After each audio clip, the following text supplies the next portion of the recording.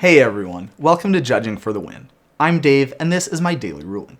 Today is the start of Dominaria week, and if I'm pronouncing Dominaria wrong, definitely be sure to leave a comment because that really helps out the algorithm. I'm choosing to start things out with Domain, which in my opinion is the most Dominaria mechanic around. And at least for me, I have a lot of great nostalgic feelings for the first time that I saw this mechanic debut, so I thought it would be a really great way to kick things off. So for today's episode, we're going to be talking about how Domain works, and maybe a few interactions that I think are most likely to come up. Ready? Let's get started.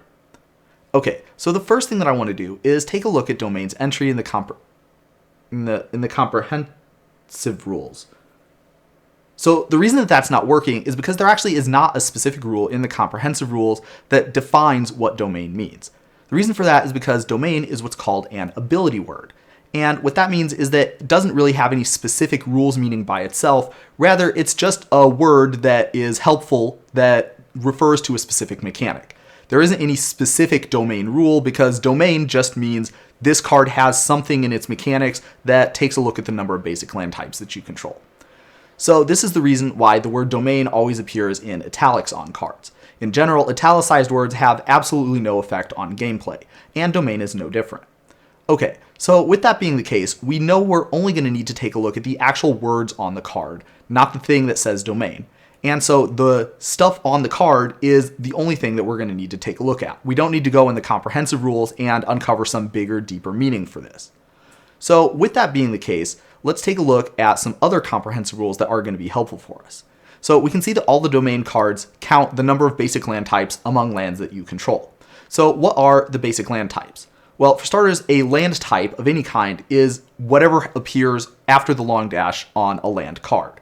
So that means that if you're going to take a look at any random land that you want, then you can see on the type line, it's going to say the word land, and then after that, there might be a long dash with some other words after it. Those other words after it are land types.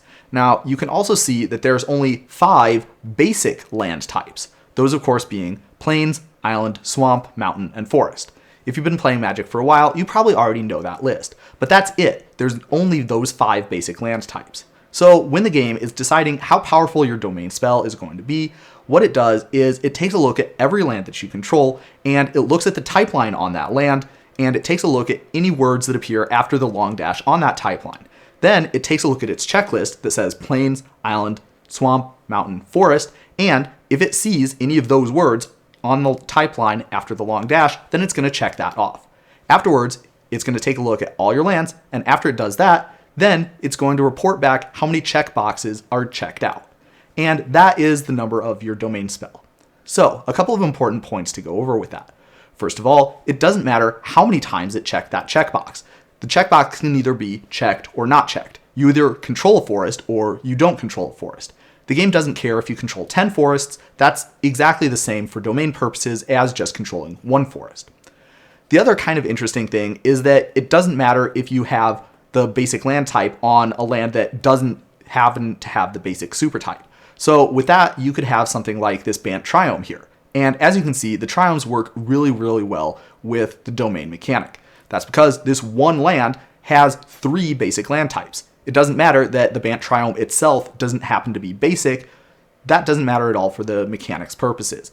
It's going to look at this card and say, is this a forest? Sure is. Is it a plains? Yes, it is. Is it an island? Yes, it is. So we've got 3 different basic land types that we got with this just one land.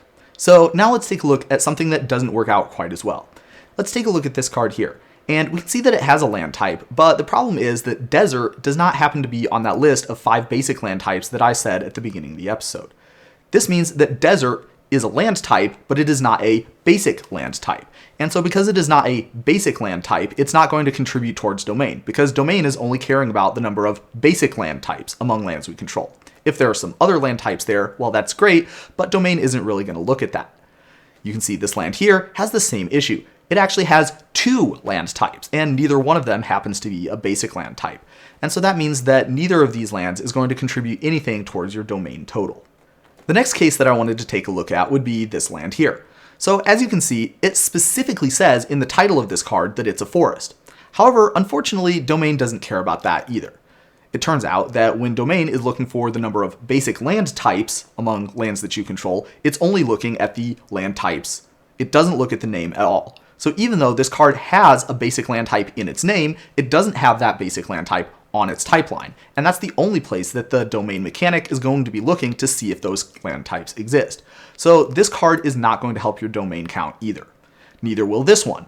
You can see that Wastes has the same sort of issue. If you look at its type line, you can see that it is a basic land. However, you cannot see any land types listed after that long dash. And so that means that Wastes is also not going to contribute anything towards your domain total. So far in the game, there has not yet been a basic land that was printed with one of those non-basic land types on it. So for example, there's no such card yet as a basic land - desert. But if there were, the fact that the word desert appears on a basic land does not make it a basic land type in itself. It needs to be one of those 5 things that I listed on that checklist. And if it isn't, then it's not going to be contributing towards your domain because it's not a basic land type, even though it is a land type of a basic land in that situation. Kind of confusing, I know, but this is the game that we play. Alright, so the final thing that I wanted to say is you can't just take a look at the type line on a card, the physical card that you're looking at, and think that that's the end of the story. Just like any other kind of types, the basic land types that are on a card is something that is possible to change. So, for example, if you control an Urborg Tomb of Yawgmoth, then that means your domain spells are always going to see that you have a swamp, because you do have a land, and probably all of your lands are going to have the type swamp. So, even though if you take a look at Urborg or any of your other lands, you might not physically see the word swamp printed on there, you know that the Urborg is giving that land type to your lands, and so that means that you would have access to that. Another thing is if you had, for example, a Blood Moon. With Blood Moon, it says that non-basic lands are mountains. Notice that it does not say that they're mountains in addition to their other types, which means that the game is going to cross out any other land types that they had and just write in mountain in that place.